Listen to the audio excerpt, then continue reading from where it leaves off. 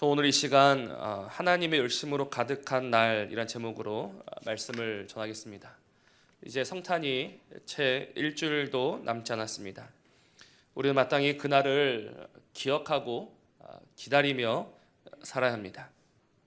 그래서 지금 우리가 새벽마다 매일 성경을 묵상하고 있는데요. 이 매일 성경 우리에게 성탄을 기억할 수 있도록 이 성탄에 관련된 성경으로 지금 새벽마다 묵상을 하고 있습니다. 오늘 새벽에 함께 살펴보았던 본문은 이사야 9장 1절에서부터 7절 말씀이었습니다.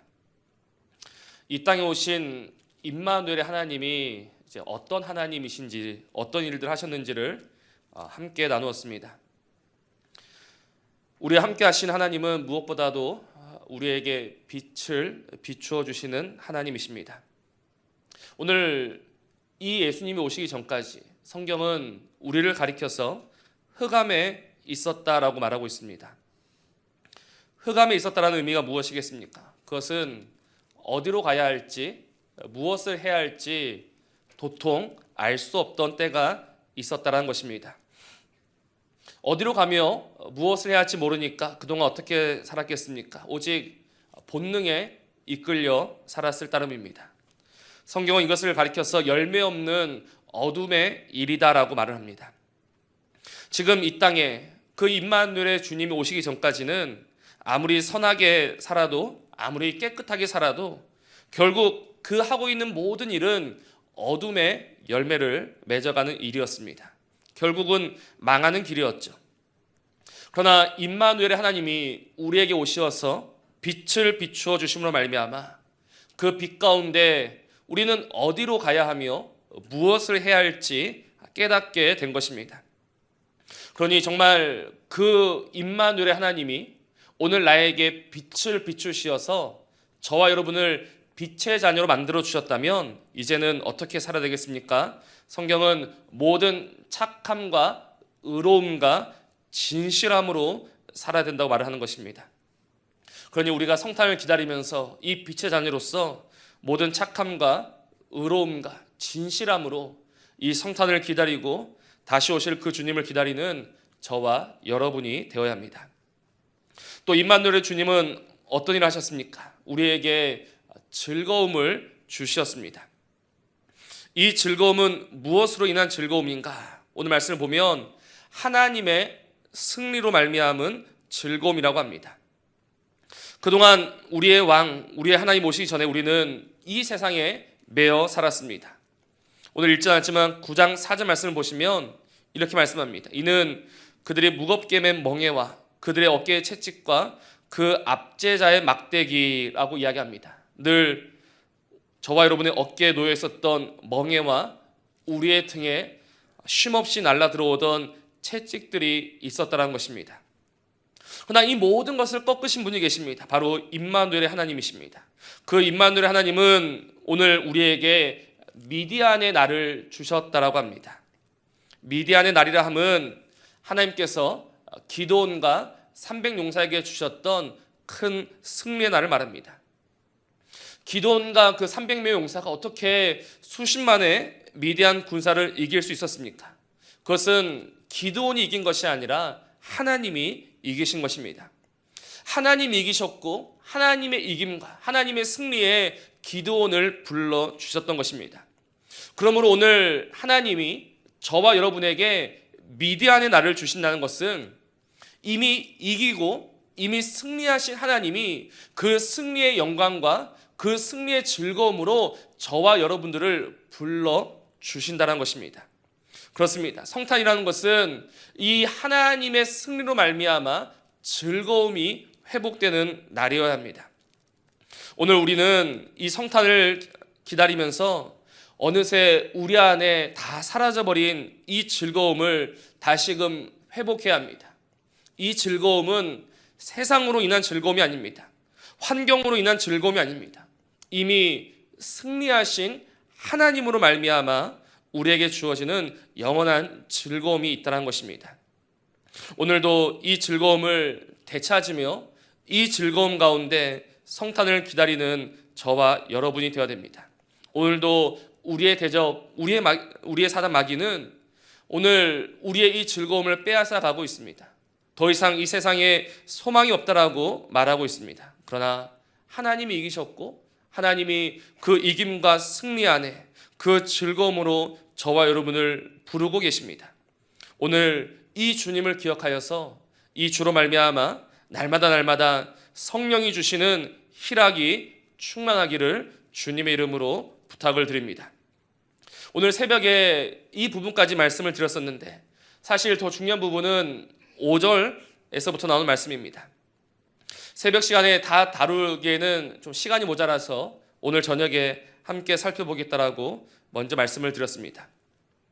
오늘 5절 말씀은 이 4절에 나오는 미디안의 날을 구체적으로 보여준 말씀입니다.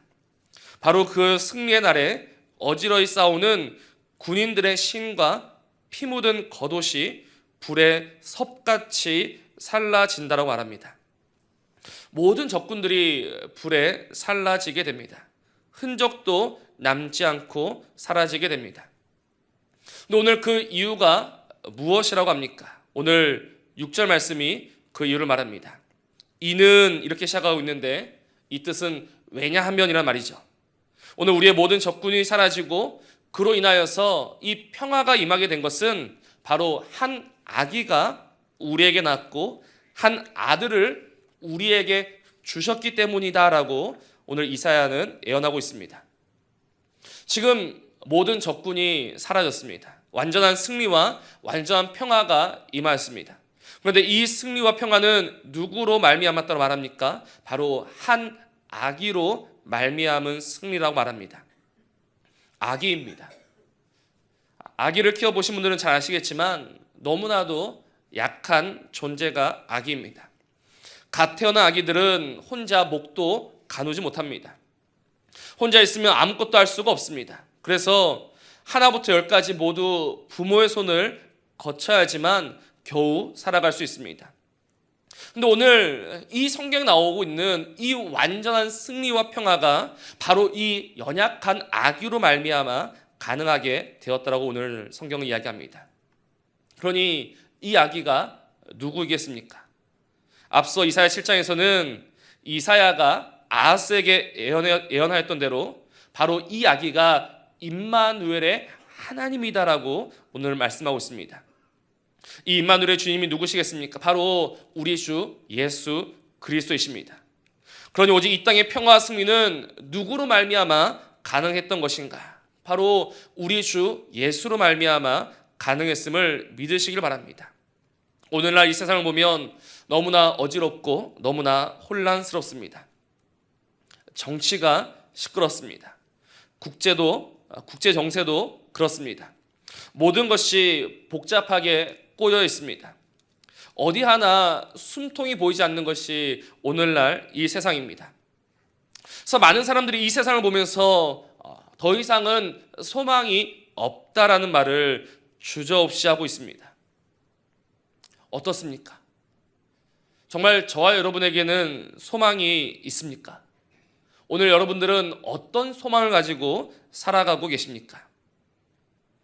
오늘날 이 세상은 소망이 없다 하여서 소망을 둘 곳이 없다 하여서 다시 제 갈 길로 가고 있지만 오늘 저와 여러분 안에는 소망이 있다는 것입니다.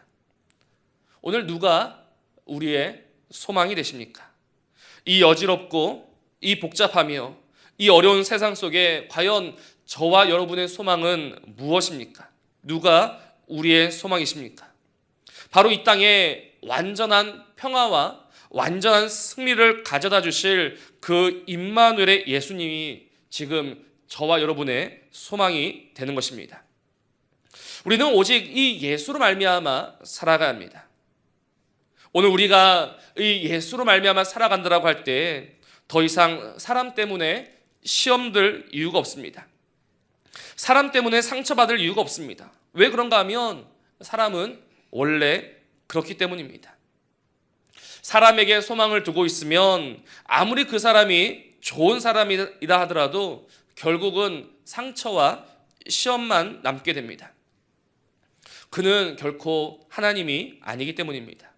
하나님만이 이 땅에 완전한 평화와 승리를 가져다 주신 분이기에 우리는 오직 그분에게만 소망을 두어야 하는 것입니다. 어떤 초신자분이 있었습니다. 이분이 교회에 등록을 하고 나니까 너무나 좋았습니다. 특별히 좋았던 것이 무엇이냐면 교회에 있는 권사님들이 그렇게 멋있었다고 합니다. 그 중에서 한 권사님을 알게 되고 그분의 인품과 성품을 좋아해서 늘 함께하게 되었습니다. 그런데 어느 날 이 초신자분이 더 이상 교회에 나오지 않는 것입니다. 무슨 일인가 싶어서 신방을 가서 이런저런 사정을 알게 되었는데 참 별것 아닌 일 가지고 교회에 나오지 않고 있었던 것입니다. 어떤 일이었냐면 자신이 그렇게 좋아하던 권사님, 자신이 그렇게 존경하던 권사님하고 식사를 하고 나오는데 그 권사님이 길거리에서 쓰고 있던 이쑤시개를 그냥 거리에 버렸다는 것입니다. 그 이쑤시개 하나 버린 것 때문에 그 모든 좋았던 것이 사라지게 되었고 결국은 교회의 등을 돌리고 말았던 것입니다. 참 우스운 이야기죠. 설마 이런 일이 있겠는가 싶지만 진짜 있었던 일입니다. 왜 그렇습니까? 엉뚱한 것에 소망을 두고 있었기에 그렇습니다. 우리는 오직 예수 그리스도에게만 소망을 둬야 합니다. 우리 예수가 이루셨으며 또 우리 예수님이 주실 그 완전한 승리와 평화에 소망을 두어야만 하는 것입니다. 우리가 그분에게 소망을 두고 있으면 옆에서 아무리 우리를 흔들어도 흔들려지지가 않습니다. 오늘 이렇게 저렇게 쉽게 흔들리는 분이 계시다면 나는 오늘 나의 소망을 어디에 두고 있는가 이것을 점검해 보셔야 합니다. 내 소망은 정말 예수 그리스도에게 있는가? 나는 정말 그분만 의지하고 있는가? 그래서 아무리 혼란스럽고 아무리 아프며 아무리 버거운 이 시대를 살아간다 하더라도 오늘 내가 이 소망을 예수 그리스도에게 두고 있으면 괜찮은 것이고 흔들리지 않을 수 있는 것입니다. 그러니 더 이상 더 많이 흔들리시기 전에 나의 소망을 점검하시고 나의 소망을 오직 주 예수에게만 두시기를 주님의 이름으로 부탁을 드립니다. 그리고 오늘 본문은 이 예수님이 누구신지 더 자세히 말씀하고 있습니다. 이 예수님의 이름들이 오늘 6절 말씀에 나오고 있습니다. 오늘 그 예수님을 가리켜서 무엇이라고 말씀합니까? 기묘자다, 모사다, 전능하신 하나님이다, 영존하시는 아버지다, 평강의 왕이다, 이렇게 말씀하고 있죠. 모두 5개의 이름입니다. 근데 히브리 원어를 보면 5개가 아니라 4개만 나옵니다. 우리말에는 이 기묘자와 모사라는 말이 따로 나와 있지만 원어상으로 보면은 이 기묘한 분, 특히 이 일하심에 있어서 기묘한 분, 그러니까 기묘한 분으로 이 예수님을 설명하고 있습니다. 그러니까 이 이름의 포인트는 뛰어나다라는 것, 놀랍다라는 것, 여기에 포인트가 있습니다. 그러니까 개역 개정에 있는 단어로 굳이 바꿔보면 이 모사에 있어서, 이 일하심에 있어서 기묘한 분, 이렇게 이해하시면 될 것입니다. 근데 여기서 기묘하다라는 단어는 하나님의 일하심을 나타낼 때 주로 쓰이는 단어입니다. 시편 78편 말씀을 보시면 옛적에 하나님이 애굽 땅 소환들에서 기이한 일을 그들의 조상들의 목전에서 행하셨다라고 합니다.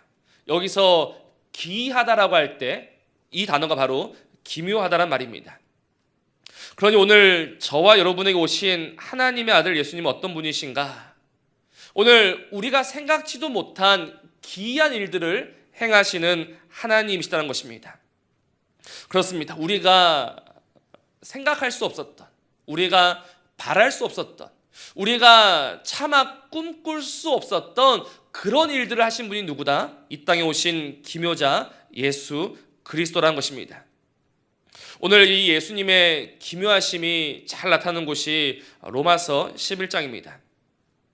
로마서 11장 33절 말씀 보면 바울이 이렇게 고백하고 있습니다. 깊도다 하나님의 지혜와 지식의 풍성함이요 그의 판단은 헤아리지 못하겠고 그의 길은 찾지 못하겠다라고 합니다.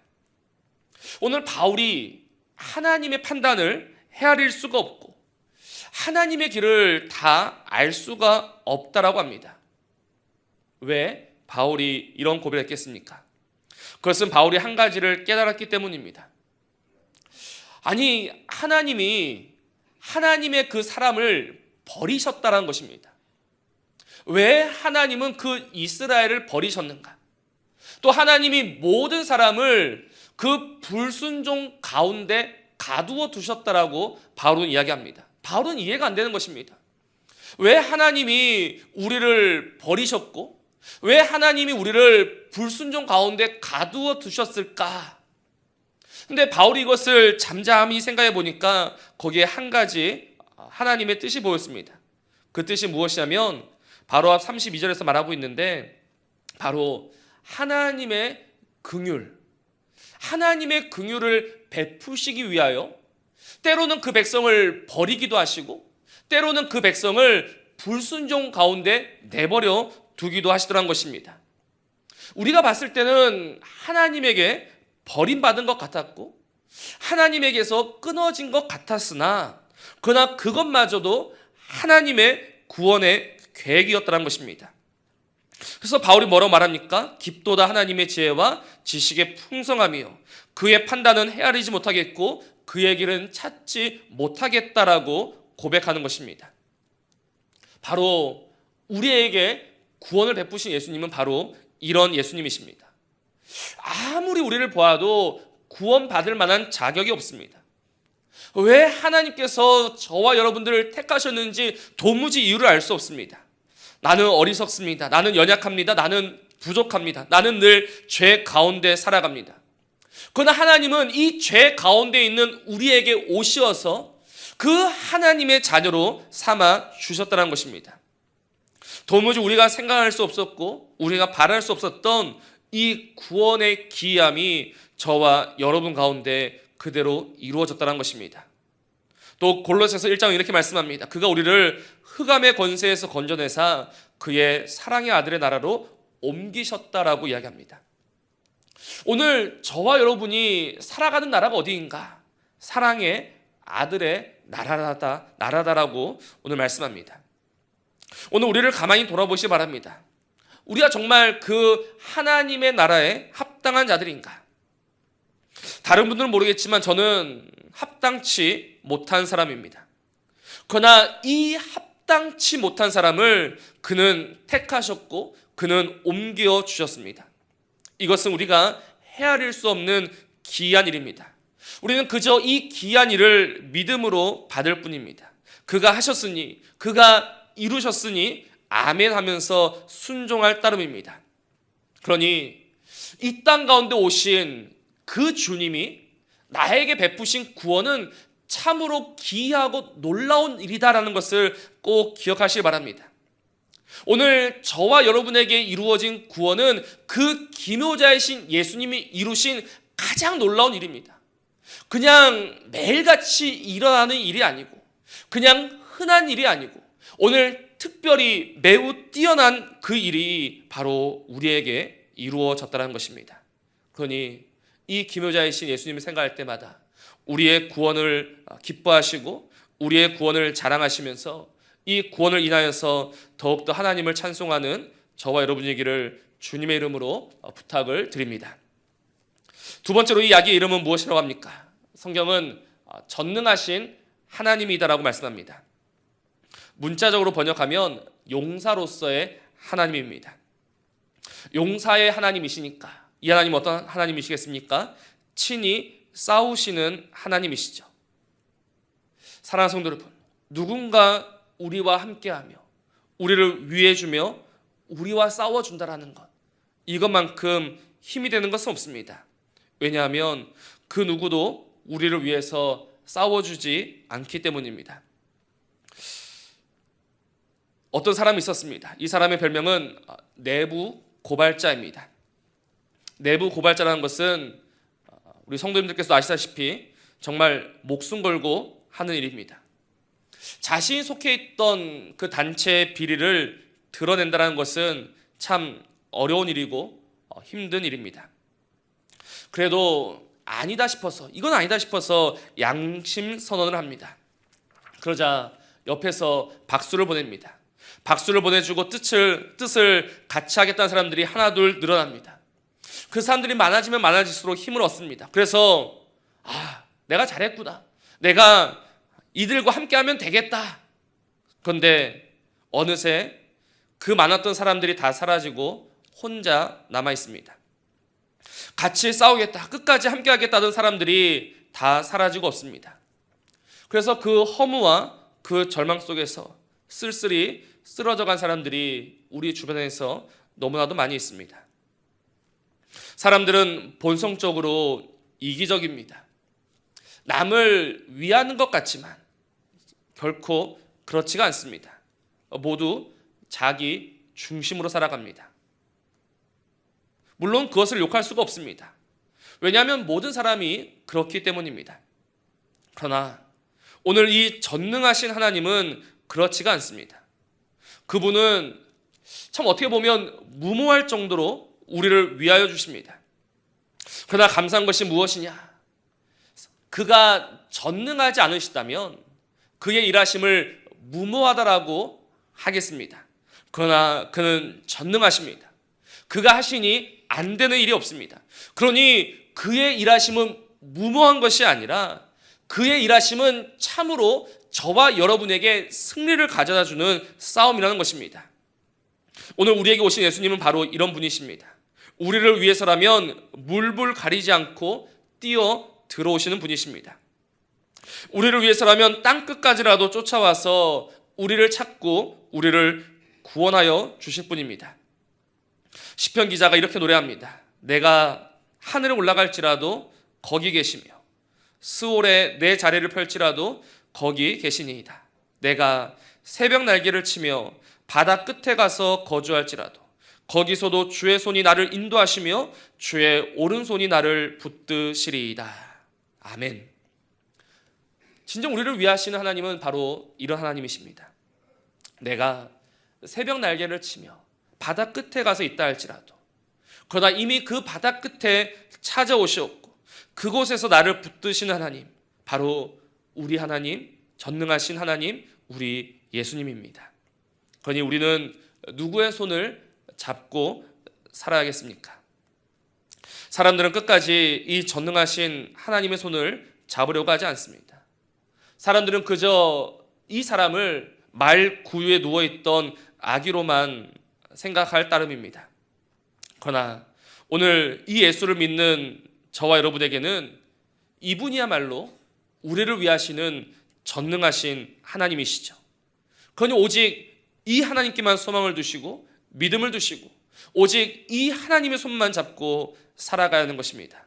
오늘 우리가 그 주의 손을 잡고 살아갈 때 오늘 주님께서 그 손으로 우리를 위하시며 그 남은 손으로는 우리의 대적과 싸우시며 반드시 저와 여러분에게 놀라운 승리와 놀라운 기쁨과 영광을 주실 줄로 믿습니다. 다음에 나오는 아기의 이름이 무엇입니까? 영존하시는 아버지다라고 합니다. 한 아기가 태어났는데 이 아기를 가리켜서 영존하시는 아버지다라고 합니다. 왜 그가 우리의 아버지입니까? 바로 그분만이 저와 여러분에게 생명을 주시기 때문입니다. 사랑하는 성도 여러분, 오늘 저와 여러분의 아버지는 누구입니까? 우리는 과연 누구를 아버지로 모시고 살아가고 있습니까? 자녀를 키우면서 가장 속상한 것 중에 하나가 무엇이냐면 그 자녀가 부모를 몰라보는 것입니다. 지금 저는 아이가 셋 있는데 셋째는 아직까지도 아빠를 몰라봅니다. 아빠에게 오려고 하질 않습니다. 그래서 처음에는 그냥 이 아이는 딸아이인데요, 남자를 싫어하겠거니라고 생각했습니다. 왜냐하면 저를 제외하고 모든 남자에게 가지 않았기 때문입니다. 그래서 남자는 다 싫어하는구나 이렇게 편하게 생각했습니다. 근데 얼마 전부터 제가 두 눈 뜨고 보고 있는데 제 눈앞에서 다른 남자에게 가기 시작합니다. 제가 그렇게 가지 말라고 하지만 다른 남자한테 갑니다. 강 목사님한테 가는 겁니다. 강 목사님한테 가서 안겨 있고 저는 손도 못 대게 합니다. 그 강 목사님이 이루미한테 밥을 한번 먹여준 적이 없습니다. 기저귀를 한번 갈아준 적이 없습니다. 제가 밥을 먹여주고 안아주고 기저귀를 갈아주는데 제가 아빠이지 않습니까? 그런데 늘 강 목사님한테 가서 안겨 있습니다. 그래서 매우 속이 불편합니다. 근데 우리 아버지도 마찬가지지 않겠습니까? 하나님이 이스라엘에 진노하셨던 이유가 무엇일까요? 이스라엘이 바로 엉뚱한 부모에게 가기 때문입니다. 우리는 이것을 우상숭배다라고 부릅니다. 우상숭배는 다른 것이 아닙니다. 이 아버지를 알고 이 아버지를 섬겨야 하지만 다른 이를 아버지라 하고 다른 이를 섬기는 것이 바로 우상숭배입니다. 사랑하는 성도 여러분, 저 여러분은 성탄을 기다리면서 과연 나의 아버지는 누구이신가, 이것을 깊이 생각해 보았으면 좋겠습니다. 정말 나를 위하여 주시는 아버지는 누구이신가? 우리는 이 아버지를 알고 이 아버지에게로 가야 하는 것입니다.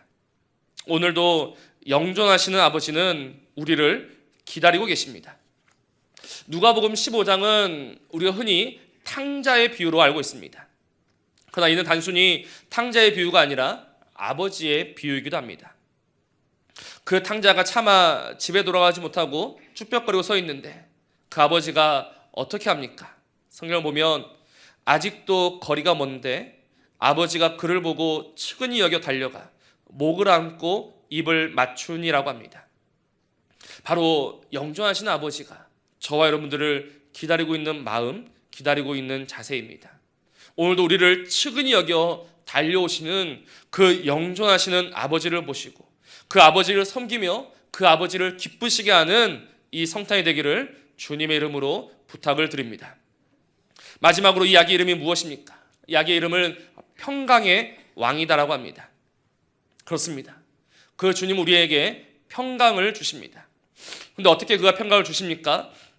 바로 그가 왕이시기에 그가 이 땅 가운데 오시어 다스리심으로 말미암아 평강이 이루어진다라고 합니다. 오늘 7절 보십시오. 그 정사와 평강의 더함이 무궁하며 또 다윗의 왕자와 그의 나라에 군림하여 그 나라를 굳게 세우고 지금 이후로 영원히 정의와 공의로 그것을 보존하실 것이다라고 합니다. 바로 그 왕이 다스리는 나라의 특징은 정의와 공의입니다. 여기서 말하는 공의는 공정한 재판을 말합니다. 정의라는 것도 이 재판을 통해서 의로운 것과 불의한 것을 나눈다는 말입니다. 그러니 우리 주님이 평강의 왕으로 이 땅 가운데 오시어 다스리심으로 말미암아 재판하심으로 말미암아 모든 굽은 것이 바르게 되고 어긋난 것이 다시 자리를 찾아감으로 평강이 이루어지는 것입니다. 오늘 우리의 삶에 평강이 없는 이유가 무엇입니까? 바로 이 세상에서 정의와 공의를 찾아볼 수 없기 때문입니다. 오늘 뉴스를 보는데 참 마음 아픈 기사가 하나 있었습니다. 초등학교 6학년 학생이 친구의 괴롭힘을 견디다 못해서 8층에서 뛰어내린 뉴스였습니다. 다행히 죽지는 않았습니다. 그런데 이 어린 친구가 뛰어내리기까지 얼마나 많은 고민을 했었겠는가 생각해 보면 참 마음이 아픕니다. 그런데 이 아이가 참 독한 마음을 먹고 유서를 썼다고 합니다. 그 유서에는 이렇게 적혀 있었습니다. 어른들은 어린이들을 무시하고 자신 이외에는 생각하지 않는 입으로만 선한 악마입니다라고 적었습니다. 어른들은 선한 악마라는 것입니다. 좋은 말만 골라서 하는 악마라고 합니다. 그래서 이 사건이 일어난 이후의 처리 과정을 보면 참으로 그렇습니다. 그 누구도 이 아이를 향해서 책임지려고 하지 않습니다. 학교가 책임지지 않습니다. 가해 학생의 부모가 책임지지 않습니다. 또 피해 학생의 부모도 누구도 내 잘못, 내 책임이라고 하지 않습니다. 서로 남 탓만 해가고 있습니다. 그러니 이 아이가 말한 것처럼 입으로만 좋은 말을 하는 선한 악마의 모습이 오늘 우리에게 너무나도 잘 드러나고 있는 것입니다. 이 세상 어디에서 공평과 정의를 기대할 수 있을까요? 입으로만 선할 뿐이지 이 땅에는 그 학생의 표현대로 악마로만 가득해져 가고 있습니다. 사랑하는 성도 여러분, 오늘 이 땅 가운데, 바로 이 악한 세상 가운데 주님이 오셔서 모든 것을 재판하실 것입니다. 모든 것을 드러내실 것입니다. 그래서 공평과 정의를 보여주실 것입니다. 우리는 이 주님의 재판을 그 누구보다도 두려워하면서 살아가야 하는 것입니다. 우리는 다시 오실 주님을 환영한다라고 합니다. 그러나 다시 오실 그 주님은 분명 좋으신 분이지만 모든 것을 드러내시어 심판하실 하나님이심을 잊지 마시기 바랍니다. 그러니 어떻게 해야 하겠습니까? 오늘 우리는 이 땅 가운데 살아가면서 이 땅에는 공평과 정의가 없다라고 말하기 이전에 그 하나님을 믿는 저와 여러분들은 공평과 정의로 삶을 살아내어야 하는 것입니다. 분명 이 땅 가운데 없는 이 공평과 정의로 살아가는 것은 어려운 일입니다. 매우 부담스러운 일임에 틀림이 없습니다. 그러나 그렇게 해야 합니다. 왜요? 오늘 우리가 믿는 그 주님은 다시 오실 것이고 다시 오셔서 반드시 심판하실 것이기 때문입니다. 우리가 이 심판의 주를 안다고 하면서 오늘 이 세상을 닮아가고 있다면 그것은 더 큰 심판을 받을 일입니다. 그러니 이 주님을 기억하시어서 이 주님으로 인하여서 이 주님을 닮아가는 공평과 정의로 이 성탄을 맞이하는 저와 여러분이기를 주님의 이름으로 부탁을 드립니다. 말씀을 했습니다. 참으로 우리에게 오신 주님은 구원의 주님, 승리의 주님, 또 우리 아버지의 주님, 또 평화의 주님이십니다. 그런데 이 모든 일들이 이루어지게 된 것은 어떻게 이루어지게 된 것인가? 어떻게 오늘 우리 안에 구원의 기쁨과 그 주가 주시는 승리의 기쁨과 자녀된 기쁨과 오늘 평화의 기쁨이 어떻게 우리 안에 있을 수 있는가? 오늘 본문 7절 마지막은 이렇게 말씀합니다. 만군의 여호와의 열심이 이를 이룬다라고 분명히 말씀하고 있습니다. 오늘 이 모든 일들은 하나님의 열심, 하나님의 열정, 하나님의 열망으로 이루어지는 것입니다. 우리의 원함과 우리의 결단이 아니라 하나님의 열심과 하나님의 열정입니다. 하나님은 바로 우리 예수 그리스도를 통하여서 오늘 저와 여러분 안에 구원의 기쁨과 승리의 기쁨과 자녀된 기쁨 그리고 평화의 기쁨을 그 누구보다도 주기를 원하십니다. 하나님이 주시기로 작정하셨으니 반드시 이루실 것입니다. 이제 성탄이 얼마 남지 않았습니다. 이 성탄을 그저 선물을 주고받는 날, 파티한 날로 만들면 안 됩니다. 그날은 우리 하나님의 열정이 가득한 날입니다. 오늘 우리를 위하시는 하나님의 열정으로 말미암아 우리 주님이 이 땅에 오셨고 가장 좋은 것을 주셨으며 또 앞으로도 주실 것입니다. 그런데 우리는 이 땅에 오신 주님을 기억하고 이제 그분을 섬기며 다시 오실 주님을 마땅히 기다리는 삶을 살아가야 하는 것입니다. 오늘 이 모든 일들이 하나님의 열심 속에서 이루어지기를 주님의 이름으로 소원하고 기도합니다. 기도하시겠습니다.